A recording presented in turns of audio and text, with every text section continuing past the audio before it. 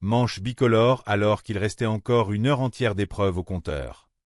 Ils soulignèrent que l'artisan réalisait cette phase délicate dans une décontraction la plus totale, affichant un calme olympien qui tranchait radicalement avec la panique de ses camarades. Les juges s'accordèrent à dire qu'il faisait vraiment du très bon travail depuis le début de la journée. Henri, de son côté, appliquait sa résine avec soin, pensant que sa résine devrait être parfaitement sèche d'ici quelques minutes et qu'il pourrait ainsi accorder une place maximale au meulage de finition de son manche pour le rendre parfait. Henri expliqua sa philosophie de travail aux caméras, selon lui. Réaliser un bon manche ergonomique et solide, c'est s'assurer à 90% de la réussite des tests de maniabilité et de la sécurité de l'arme. Mais, admit-il avec un sourire, il ne m'aurait pas déplu d'avoir 1 heure d'épreuve en plus pour avoir tout le temps de le fignoler, dans les moindres détails, comme il aurait eu l'habitude de le faire tranquillement chez lui dans son atelier de l'Oklahoma. En examinant l'assemblage d'Henri, les juges s'extasièrent devant un détail technique remarquable. « Regardez-moi cette mitre en métal qu'il a installée à la jonction entre la lame et le bois.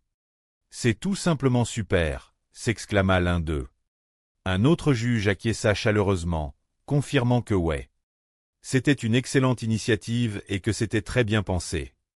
Il expliqua techniquement que lorsqu'on réalise un manche composé de 2 couleurs différentes avec des matériaux distincts, il arrive très souvent que la ligne de jonction entre les 2 blocs constitue un point faible structurel sous l'effet des vibrations.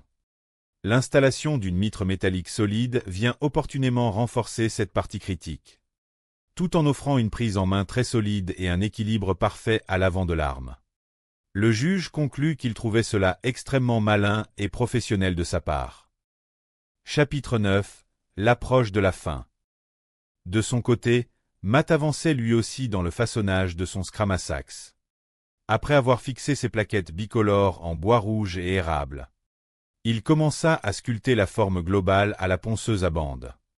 Il se disait qu'il était plutôt content du rendu visuel de son manche et de l'harmonie des couleurs. Mais le chrono défilait à toute vitesse à ses yeux.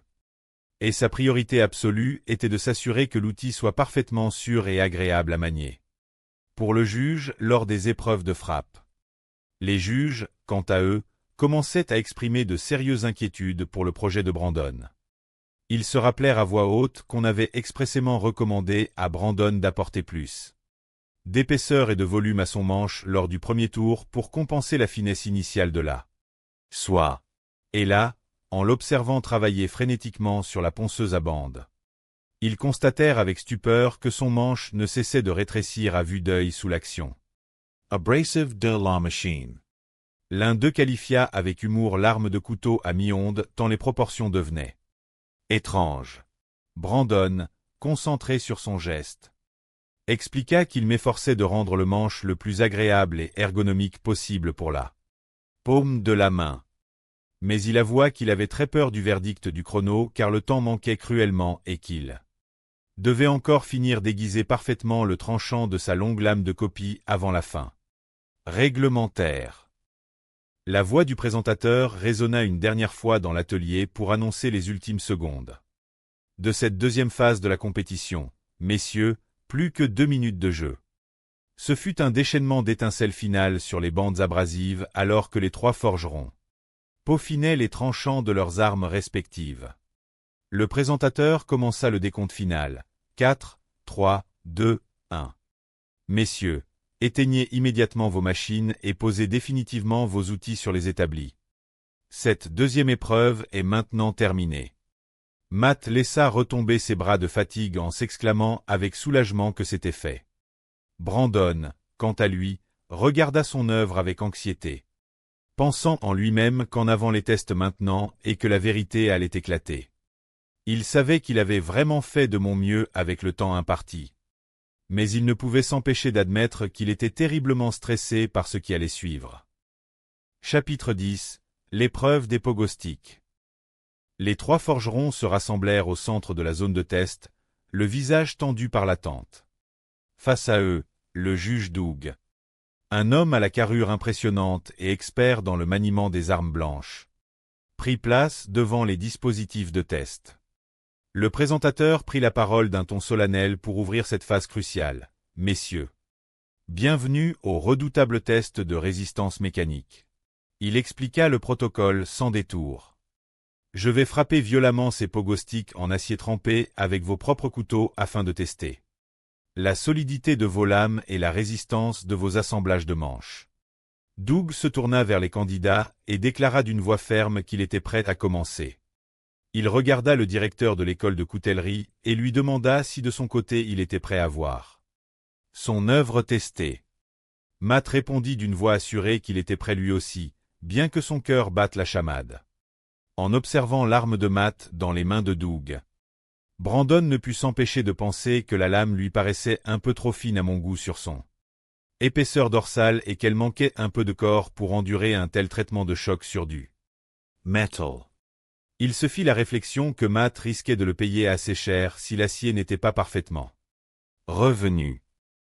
Doug leva le grand scramasax de Matt à deux mains et asséna 3 coups d'une violence inouïe, directement sur le tube d'acier du pogo-stick dans un bruit de choc métallique retentissant. Après l'impact, Doug inspecta l'arme et fit un premier constat positif. Le couteau était encore en un seul morceau, ce qui était une bonne chose en soi pour la structure générale. Il souligna que le corps bas situé à la fin de votre manche permettait de bien caler les doigts et d'éviter que la main ne glisse vers l'avant lors de l'impact. En revanche, en faisant glisser son regard le long du tranchant, le visage de Doug se durcit. Il montra la lame au juge et déclara qu'en revanche, votre lame a subi de sacrés dégâts matériels sur ce test de résistance. L'acier du tranchant s'était profondément enfoncé et écrasé sur plusieurs millimètres. Doug expliqua que la lame avait énormément souffert lors des impacts, ce qui était le signe indéniable d'un traitement thermique possiblement trop chaud à la forge, ayant rendu l'acier trop doux ou trop fragile à cet endroit précis.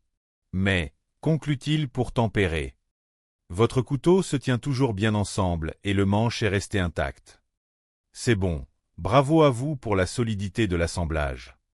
Matt laissa échapper un soupir de soulagement et répondit merci bien au juge.